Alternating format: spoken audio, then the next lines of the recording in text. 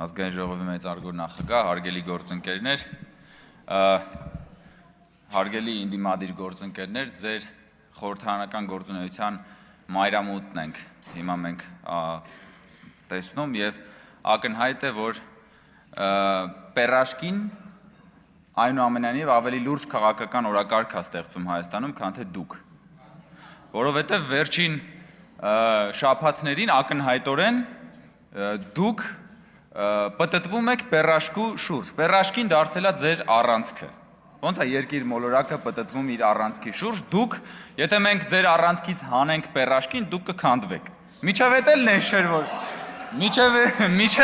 միջև էդ նես չէր, որ տենց մի բան էիք, որովհետև ասում եմ,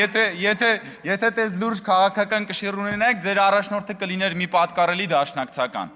օրինակ չգիտեմ, ձեզանից որևէ մեկը, փոխարենը Ռոբերտ Քոչարյանն է, օրինակ Արծվիկ Մինասյանը ինչ վատ կլիներ, որ լիներ դաշնակցության առաջնորդը, ես ամենայն հարգանքով եմ ասում, բայց ցավոք սրտի 135-ամյա դաշնակցությունը մարդ չի գտել, որ իրեն առաջնորդի դաշնակցականների մեջ, հա, բայց ինչի մասին է ուզում խոսալ, հարգելի գործընկերներ, այս դրույթը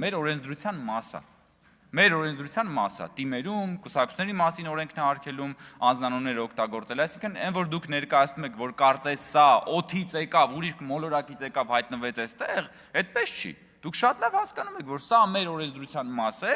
եւ հիմա մենք այդ օրենսդրությունը ամբողջական դարձնելու եւ Հայաստանում ընտրությունները համամասնական ընտրակարգի տրամաբանությամբ քաղաքական դարձնելու անձերից անդին քաղաքական ընտրություններ կազմակերպելու տեսանկյունից նաեւ անում ենք այս փոփոխությունը։ Իսկ եթե որևէ մեկը քաղաքական օրակարգ ունի, քաղաքական տեքստ ունի ասելու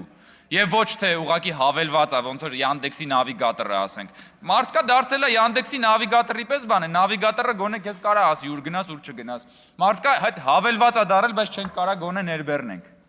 Այսքան է, շնորհակալություն։